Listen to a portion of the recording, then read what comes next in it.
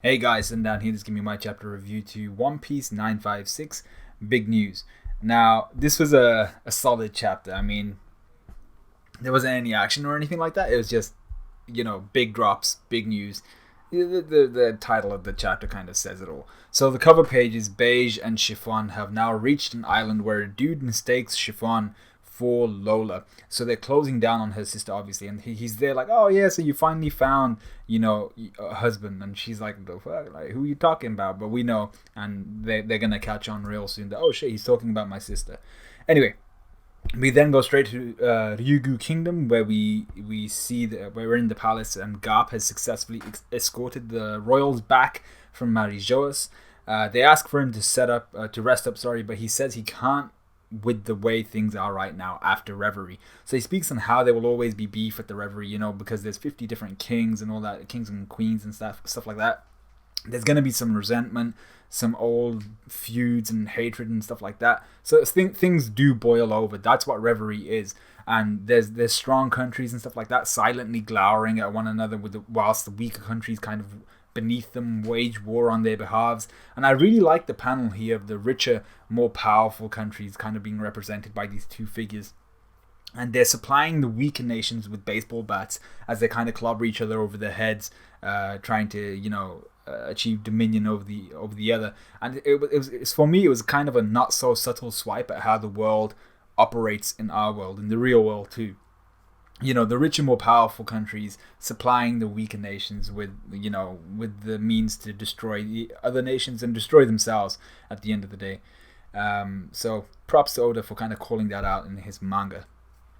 Anyway, Garp's eyes change as he speaks about this beef usually being fine so long as no blood has been spilled, and his eyes just change as he says blood has been spilled, and he then tells the royals, he's like, you know what, I haven't told you about this yet. As we were leaving Marijoas and we were on our ship and stuff like that, something went down, an incident occurred, and it has something to do with the kingdom of Alabasta, and he begs for the royals to not be afraid of humans as a result of this. So something big, if he's there like basically begging them like, don't be afraid of humans. And you're like, why would they be afraid of humans for what happened? And I think it might be because, the kingdom of Alabasta and the Ryugu kingdom royals, they really hit it off at Marijo. So that would have been Vivi and Shirahoshi. They really kind of made a friendship. So you even see Shirahoshi kind of like Vivi. But we then go to the World Economic News headquarters, and here we learn a little bit more. Big News Morgans and his journalists string together a compelling read. He speaks about an assassination attempt as well as the results of the conference. So there's two big pieces of news which Big News Morgans is focusing on. Morgans then receives a large sum of money from one of his lackeys, something that he's been given from the world government to keep something out of the headlines, out of his headlines from the world government, something that he plain refuses.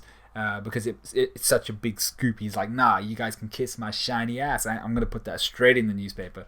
And then this guy, one of the lackeys of Morgan's, the guy that gives him the envelope, takes off his disguise, takes off his kind of mask, and it turns out he's a Cypherpole agent, and he tries to force Morgans to not include this story in his paper. But he gets his ass kicked by the Big Bird. And I was like, seriously? I mean, like, Morgans doesn't really strike me as the strongest of characters. Who knows? He might be a beast. I just get that vibe that he's not. And this guy in Cypherpole just got his ass whooped by a Big Bird, essentially. I'm just like, like, maybe you should consider quitting Cypherpole. You're not doing yourself a service there. Anyway, as Morgan's kind of calls for his HQ to be moved, he realizes that his current location is compromised. King Wapol calls him to supply him with some more information, so it seems like Wapol is one of his major connections. And we then get a scene which I refer to as reactions. We go across the world as everyone reacts to the two pieces of news that Morgans has referred to. So one assassination attempt and one other thing. So we see the revolutionary army in Kamabaka Kingdom all shaken and worried about something Sabo has done or is being accused of having done or doing. Koala tears up as she questions whether Sabo would actually do such a thing. You see Ivankov saying, nah, this is Sabo, this is bullshit, this is number one bullshit, this is not something he would do. Making me think that, basically that they're backing up Sabo, and Dragon's there like, we gotta get the facts on our own. We need to understand what the story is. We can't just go off of assumptions. But all of their words essentially are making me think that this assassination we've heard of might have had something to do with Sabo, and maybe Sabo is being framed for an assassination. And then going back to what Garp was saying about Alabasta, and this is not just me thinking about it, this is pretty much everyone thinking this at this point, but Garp was talking about Alabasta, so I think there's a chance that Sabo has been framed for the attempted assassination of either King Cobra or Vivi. And I think it is an attempted assassination rather than a successful assassination. We then see King Steli, I think his name was, who's Sabo's biological older brother, shocked to find out that his younger brother was actually at Reverie. And this makes me think that, you know, if they were able to identify that this person is Sabo of the Revolutionary Army, and he was at Reverie, he was doing this, he attempted this assassination, it makes me think that, you know, if they were able to ID him, surely he couldn't have escaped, right? And if he didn't escape, he's been captured, meaning this could well be an Ace 2.0 situation. Something I'm not too sure if I'd be fond of. You know, I don't want to be stuck in this cycle of, you know, this happened pre-time skip, this happened post-time skip, and they're kind of like mirrors of each other. I want new arcs, I want new storylines and stuff like that. So I don't want this to be a Sabo's captured, what will Luffy do? Find out next time. But none of that shit. I wouldn't really be a fan if, you know, this was an Ace 2.0 situation. We then go to Goa Kingdom, Windmill Village, where Makino has shut her bar for the day as she's very, very clearly upset about something Sabo related. And this is why I feel like he might have been captured, Sabo that is. If he had been framed for murder, she'd be shocked, you know, like Ivankov and them. But she wouldn't be too fussed because he's a revolutionary. There's bound to be misinformation or disinformation being spread about him. But she's worried and she's crying sat down on the seat at a table, suggesting things don't look too good for our boy Sabo. I mean, like, Makino seems to kind of be like their mother figure, and she's not best pleased about something. And then what further cements my thought process is how Dadan and the Mountain Bandits react, how they took the news, saying that they just found out that Sabo was alive, and now this has happened, suggesting that, you know, the opposite is going to occur. So I think Oda is very clearly trying to lead us down the path of Sabo could very well be either dead or on his way to that dark expanse, you know. So I doubt he'd kill Sabo. I very much doubt that he'd kill Sabo off screen, but it does look like, you know, like I said, things don't look too good for Sabo wherever he is. In Impel Down, Doflamingo laughs maniacally as the world kind of provides him with more interesting news, more entertainment, so that's never a good sign. And then we have at Pirates' Island Beehive, Blackbeard and his crew prepare to set out to obtain something, not wanting the Marines to get their hands on it before they do. Now Oda knows what he's making this sound like. He's making it sound like the Blackbeard pirates are going after the Mera no Mi, which should be possessed by Sabo unless he's dead, dying, or about to be very, very dead, which is technically dying, right? And I know that's the kind of obvious conclusion, but I don't think that's the genuine conclusion. I think what it could be is that the Blackbeard pirates are very aware of the fact that, you know, one of Alabasta seems to be in a situation. Maybe the king has been assassinated. Maybe Vivi's been hurt, something like that.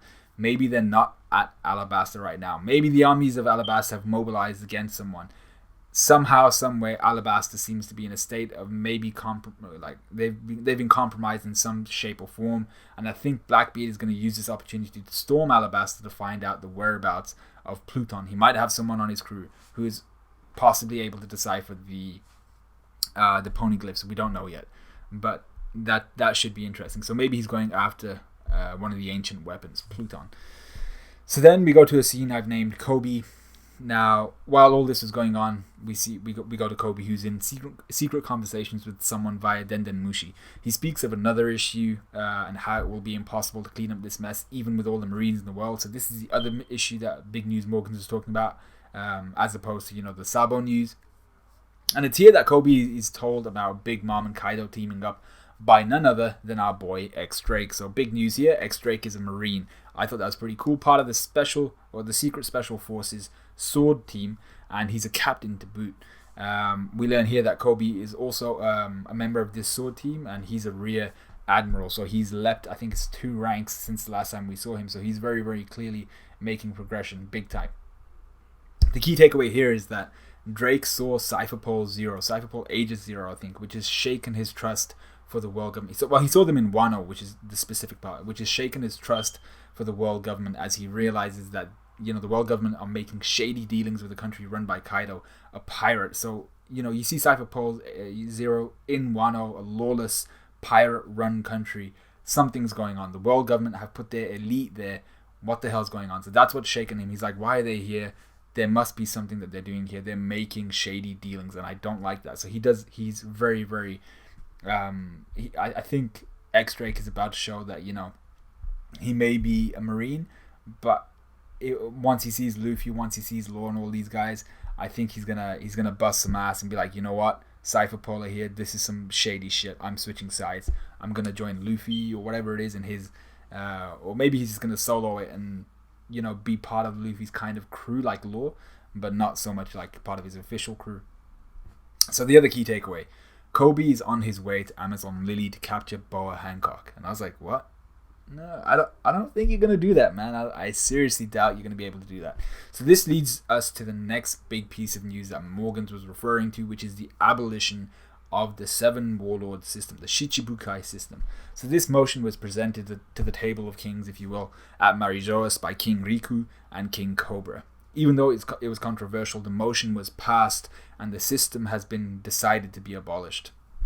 So we then see the repercussions of this. We see Buggy and his island being surrounded by Marines. We see Kuraigana Island being surrounded by Marines. So this is where Hawkeye is, where Mihawk is, and the Muggy Kingdom, or the remains of it. And we see the same thing for wherever Edward Weevil is, and the same thing for Boa Hancock on Amazon Lily. They're all being surrounded by Marines, and they're all being essentially, held to account for all their crimes before they were and since they were Shichibukai. So firstly, whichever Marines have been sent to deal with freaking Hawkeye, Mihawk, rest in peace, my G. Like, it's not gonna happen. You are you ain't gonna succeed in that. I'm telling you now. Second, I loved Boa Hancock's statement at the end of this, which is maybe not so true for Buggy. It's definitely true for Edward Weevil, but we don't know much about him. But for mostly, I think, in respect to Boa Hancock herself and Hawkeye, she makes a statement that basically means, or she says, the reason the world government recruited them into the Shichibukai system in the first place was because of how powerful they were. So it's time to see essentially, whether they've still got that strength, whether they've gotten rusty. She's basically saying, they can't touch us. They might have stripped our title, but we still have our power. So we're gonna kick the shit out of these guys. So I was happy to see that. I'm happy that Boa Hancock's got her head screwed on tight. She's gonna kick the shit out of whoever approaches her. But what might turn out to happen is that she sees Kobe. She's gonna be like, wait a sec, like you at the the War of the Best, I think it was called, the Marineford War, and you were that guy that stopped Akainu for even a second and allowed Shanks. So maybe they'll have some sort of rapport there, and he'll be like, oh yeah, I was shook, I'm actually a friend of Luffy's, and she's gonna be like, yo shit, you like Luffy? And maybe she'll have beef with him more so then, but maybe they might actually develop some sort of friendship over Luffy. But the abolition of the Shichibukai system is a big thing. It means the world government has something they're willing to replace the Shichibukai with, that would then kind of balance the power, that kind of seesaw again, that would match the power of the Yonko and the Marines. So you have the three great powers. You had the Marines, the Yonko, and then the third was the Shichibukai. So it must mean that they've designed something to replace that with, or they're trying to do something to upset the balance and see what would happen. Or maybe because they know that Kaido and Big Mom are in the same location. Maybe they were anticipating that one of them would take the other out, so then there would be one Yonko down, so they didn't need the Shichibukai because the Yonko would be weaker in general and the Marines would be heightened. But the Marines don't seem to have too many men at this point in time either, so everyone seems to be a little bit weak. Blackbeard seems to want to make use of this situation, and Alabasta seems to be in the shit for some reason, and the Revolutionaries are currently in upheaval because something's gone down with one of their main commanders, their second in command. So let me know what you guys thought of this review. Let me know what you guys thought of this chapter. Any discussions you want to have, just throw it in the comments and all that good shit. Like, comment, subscribe, and I'll see you guys in a bit.